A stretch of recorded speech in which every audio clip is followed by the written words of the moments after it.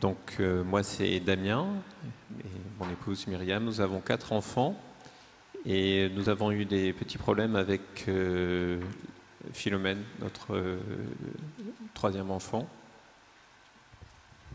Oui, donc voilà, Philomène avait 5 mois, c'était en mai 2014, et depuis ces 2 mois et demi, elle faisait que de perdre du poids. Donc avec le médecin de famille, on l'a vu plusieurs fois pour essayer de lui faire reprendre du poids, et ça continuait, donc on a décidé de l'hospitaliser. Et lors de cette hospitalisation, donc elle a été perfusée, donc elle a repris un peu de poids, et il recherchait la cause. Et on est venu me dire, bon, bah, il faut lui faire une radio d'une crâne, on a un doute sur la forme de son crâne. Donc on fait cette radio, et à la radio on me dit c'est fermé. Bon, bah, tout va bien, le crâne est fermé, pour moi il n'y avait pas de souci. Et en fait, ce qu'il s'agissait chez un tout petit, normalement, le crâne est encore ouvert à ce niveau-là pour que le cerveau puisse grossir en même temps. Donc c'était pas bon signe. Alors on appelle notre curé pour avoir le sacrement des malades, et il nous dit qu'il est à Lézieux et qu'il viendra dès son retour. Alors on voit le grand spécialiste qui pose le diagnostic de l'ostéosténose de type scaphocéphalique. Donc c'est la fermeture prématurée de la suture du crâne, voilà, et qui apparemment s'était faite avant l'accouchement. Donc il nous explique tous les risques de retard mental parce que le cerveau continue à grossir, que ça comprime les nerfs crâniens, donc avec risque de cécité, et toutes les complications qui en retournent. Donc il nous dit que la seule solution c'est d'opérer, donc en gros réouvrir le crâne. Jusqu'à ces 6 mois c'est possible par endoscopie, mais après il faudra faire un puzzle, tout découper pour remettre les os en place. Donc on était un peu dans l'angoisse. Notre curé vient et il fait le sacrement des malades et il nous dit ça va aller, j'ai la certitude que ça va aller. Donc grâce à lui, il a établi un peu un climat de foi. Et de retour à la maison, on a eu des moments vraiment difficiles où on ne se sentait pas de porter ça seul. Donc on a appelé nos frères de communauté pour venir prier avec nous.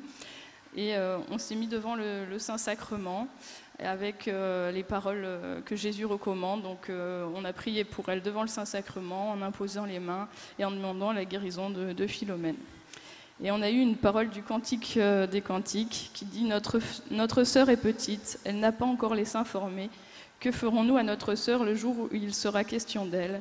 Si elle est un rempart, nous élèverons au fait un couronnement d'argent. » Donc on a beaucoup souri à cette parole parce que c'était tellement précis. Effectivement, un bébé de 5 mois, elle était si petite, et le couronnement d'argent, ça concernait son crâne, et que c'est le Seigneur qui allait s'en occuper. Donc premier miracle, d'abord on appelle à Toulouse pour avoir un rendez-vous avec le grand spécialiste qui s'occupait de cette opération, et on nous dit au secrétariat c'est pas avant 6 mois. Donc du coup pour l'endoscopie c'était trop tard. Et par un ami de la famille qui était spécialiste en neurochirurgie, notre belle-mère nous apprend qu'elle connaît le grand spécialiste en question, et on a un rendez-vous en 15 jours. Donc on va à ce rendez-vous sur Toulouse, et il nous dit, donc il la voit, il nous dit c'est bizarre, j'ai un doute sur la crête. Donc effectivement quand les os se forment, ça fait une petite crête en haut du crâne, on l'avait bien senti à peau, et là on voyait plus de crête. Donc il dit la seule solution de vérifier c'est de se faire un scanner. On peut voir avec 2 mains pour passer le scanner. Et on venait de Pau exceptionnellement pour ce rendez-vous, donc on dit est-ce que c'est pas possible de le faire avant? Il fait je vais appeler la radiographie, on va voir si c'est possible de le faire sur l'heure de midi et 2. Ils n'avaient pas encore fermé, on réussit à passer notre scanner, mais il fallait attendre le retour de ce spécialiste pour avoir le résultat du scanner, et ça a été les 2 heures les plus longues de notre vie. À savoir le résultat. Et en fait, c'était tout à fait normal. Il n'y avait pas de signe comme quoi c'était soudé, donc il n'y avait plus rien à faire en fait. Voilà. Alors dans notre questionnement, on se demande est-ce qu'il y a un suivi particulier à avoir? On fait non, tout est normal, il n'y a absolument rien à faire. Donc voilà, on a remercié le Seigneur pour nous avoir fait découvrir cette chose à temps, pour nous avoir vraiment accompagnés pour ce miracle. Et on voulait témoigner un peu en tant que parents. On a eu la foi pour notre enfant, comme les personnes qui ont porté, les 4 personnes qui ont porté le paralytique à Jésus.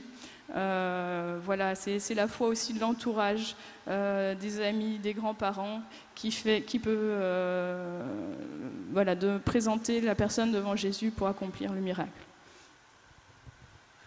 Ouais, moi en particulier, justement, on parlait dans l'enseignement des choses qui étaient susceptibles de faire grandir la foi. Moi, un petit livre a été déterminant en ce qui me concerne. C'est un petit livre qui a été écrit par le père Tardif, qui est un père qui avait un très grand charisme de guérison. Beaucoup de malades ont été guéris par Dieu, par son intermédiaire, mais il est décédé. Et le livre s'appelle « Jésus a fait de moi un témoin de sa lumière ». Donc ça, c'est un livre où il explique comment il est devenu ce prêtre par l'intermédiaire de qui tellement de malades ont été guéris. Et c'est vrai qu'à la fin de ce livre, qui est plein de témoignages de guérison spectaculaires, il y a beaucoup de choses qui se sont... voilà, que des exaucements qui sont arrivés parce que, eh bien, d'une manière ou d'une autre, la foi est grandie, quoi, finalement, et l'espérance aussi. Voilà. Voilà. Et pour dire que ce climat de foi porte aussi du fruit, c'est que des frères de communauté qui étaient avec nous ont parlé de notre témoignage à une amie qui était aux États-Unis, qui devait se faire opérer de l'oreille. Et en entendant notre témoignage, elle fait je vais aussi demander la prière et le sacrement, comme cette petite fille.